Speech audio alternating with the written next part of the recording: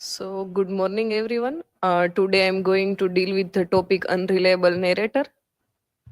So, here is my academic information.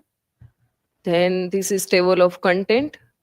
And my research question is, how does the use of an unreliable narrator affect the reader's interpretation of truth, character judgment, and moral responsibility in 20th century and contemporary narrative? In my hypothesis is unreliable narrator in literature and cinema disrupt liner storytelling, compelling readers or viewers to actively raises narrative credibility, thereby depending thematic engagement with memory, identity, and morality. Let's begin with the introduction. Unreliable narrator have a long been a compelling literary device, challenging a reader's truth and altering the perception of truth within a narrative. This technique forces audience to question the credibility of the storyteller, making the reading experience more interactive. The concept of unreliable narration can be tracked back to classical literature and remains a dominant feature in contemporary fiction. So here is we can say the definition or about unreliable narrator. So in 1961, Wine C. Booth introduced the term in unreliable narrator in the rhetoric of fiction to describe a storytelling device in which narrator give information or articulate value that contradict the implied author's perception on the story, with the effect of creating a dramatic irony. So the unreliable narrator has become a familiar concept, reading identifiable in work as old as Chaucer the Canterbury Tale and in contemporary works such as Christopher Nolan's popular film Memento. This show that from which time unreliable narrator is famous for. And as I discussed in early slide that Booth believe in the irony. So for Booth, an unreliable narrator is a form of irony. According to his theory, this irony generally follow four steps. So the first, the reader notice incongruity within the text. Perhaps one part of the text contradict another part of the text and contradict the reader's knowledge. So first when we read any novel or a particular text, then we know that we find two part. One is what narrator show and what we find in novel. Then the next step is the reader come up with some possible explanation for these incongruities. A sophisticated reader will begin to see the incongruities as a hint that the narrator's version of the story is different from the implied author's aim for the story.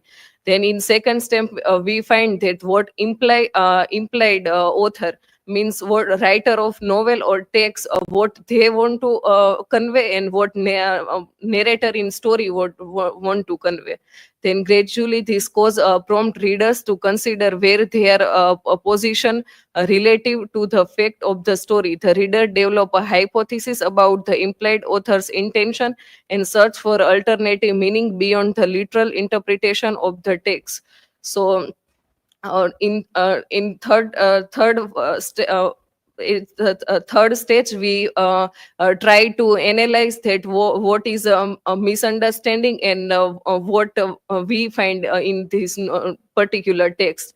And finally the sophisticated reader's decision upon a non literal interpretation of the text which makes sense of initial incongruity and provide a satisfying resolution to the story. So at the end, when the mystery is released and we find that what is the misconception and misguiding in the text. Then here is the type of unreliable narrator, which are given by William Regan. Analyzed in 1981, study a discrete type of unreliable narrator, focusing on the first person narrator as this is the most common kind of unreliable narration. So first type is the Picaro, a narrator who is characterized by exaggeration and bragging. So when narrator try to make his or herself superior, then this type works. Narrator like Masuji Ono, he try to be with his self to focus only on Masuji Ono. Then the madman, a narrator who is either only experience mental defense mechanism such as dislocation and self-alienation, or several mental illness. So this kind of madman type unreliable narrator we find in Mary Shelley's Frankenstein. That creature is suffering from a self-alienation and a dislocation. And third one is the clone, a narrator who does not take a narration seriously and consciously play with the conviction, truth, and the reader's expectation. So that type of narrator we find in narration of Nick Carraway from the Great Gatsby. That Nick Carraway believe in the Gatsby and follow his truth and conventional. Then fourth one is the knave, a narrator whose perception is immature or limited through their point of view. So that kind of narrator we find in Richardson's Pamela. That Pamela is immature and only try to convey audience through her personal experience. Then the theorist James Phelan distinguished six type of unreliability. So first one is a misreporting, second is a misreading, misevaluating, fourth is under-reporting, fifth is under-reading, and sixth one is under-regarding. So these six type majorly depend on the reader. Then Phelan argued that these six type raise a question about a truth along three distinct axes: that facts and event, that what facts are given in particular text, then value and judgment through the narrator's perspective, and knowledge and perception, that what knowledge character have, and what they try to convey. Then analysis of selected novel. So first is An Artist of the Floating World, written by Kazuo Ishiguro. And in this novel, we find Masuji Ono as an unreliable narrator. So Masuji Ono's recollection of his past shift throughout the novel. His plays his role in wartime propaganda. His self-justification contrasts with others' accounts. So Masuji Ono tried to make himself superior, and he mostly used the phrase like perhaps, mostly, and I cannot.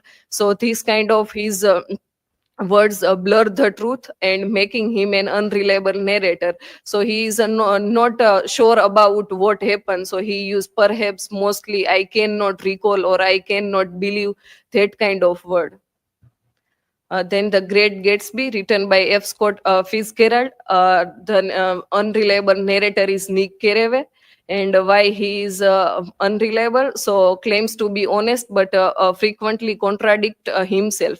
His admiration for Gatsby distort his judgment, filter the story through his own bias. So Nick Carraway not see the point of view of Daisy and Tom, but only believe in Gatsby and influenced by Gatsby. They not use his own mind to find out thing. So his a famous line is, I am one of the few honest people that I have ever know. So he believe he is honest, but he is not surely surely right, because he only believe on Gatsby, not try to see with the all perspective of character. Then third one is a Frankenstein by Mary Shelley. So in this novel, we find Victor Frankenstein as an unreliable narrator. So why Victor Frankenstein is unreliable narrator? So Victor portray himself as a tragic hero, but omits key detail. His guilt and paranoia distort event. The creature's story contradict Victor's account. So Victor see himself as a suffering person, that all bad fate happening with him, and he is a victim of all bad happening. So that's why he that's why he tried to narrate all those things. But when we see in the perspective of creature, so we find that creature also is right on his place, and Victor is right, but Victor again try to make himself superior. So no one could have suffered as I suffered then. This exemplify his self pity and exaggeration. And second one is by creature who said that I ought to have been the Adam, but I am rather the fallen angel who though divested from joy for misdeed. So we find unreliable narrator as a Victor Frankenstein, but a creature is not that much reliable, so he also considered as an unreliable narrator. Then unreliable narration in cinema. So, what we believe that the unreliable narrator has become a familiar concept, readily identifiable in work as old as a Chaucer's The Canterbury Tale in 14th century, and in contemporary works such as Christopher Nolan's popular film Memento was released in 2000. Again, what we believe that even before Booth introduced the term in reliable narrator in 1961, the concept had already been adopted as a storytelling device within cinema. So why he believes that this concept already found in 1961, because he believed that Akira Kurosawa's Rashomon a film was also show the unreliable narrator, and it was published in 1915. So on that basis he said that this concept already introduced in 1950. Then unreliable narration. Two example of unreliable narration. One is exists through the gift shop, director by Banksy. His character, the Thire Guta, act as an unreliable narrator. So his chaotic perspective and distorted the narrative that blur the line between reliability and unreliability. What is a fact and what he tried to convey.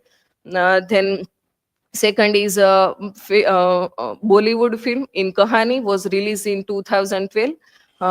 His character Vidya Bakshi appeared to be searching for her missing husband in Kolkata.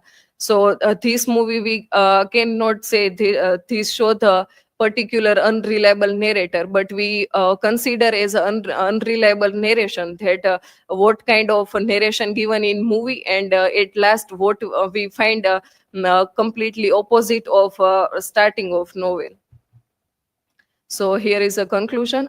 In short, unreliable narrator depends storytelling by challenging readers' perception and shaping how a story is interpreted. Found in work like The Great Gatsby, An Artist of the Floating World, and Frankenstein.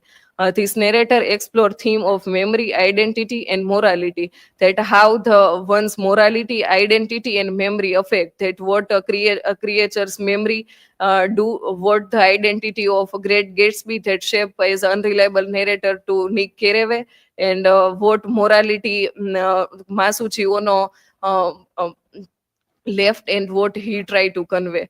The scholar like Vinci Booth and William Regan provide a valuable framework for understanding their impact, making literature more engaging and thought provoking. So here is my reference, and this is from my side. Now you are free to ask question.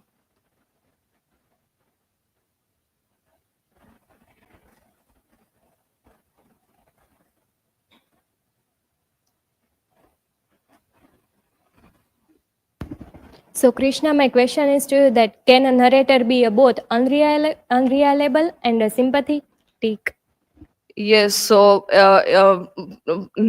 unreliable narrator can be unreliable or sympathetic because, for example, the character of Victor Frankenstein, he is an unreliable narrator, but he tried to convey himself as a victim because not properly his fault to what he say, but his perspective is sympathize. Next.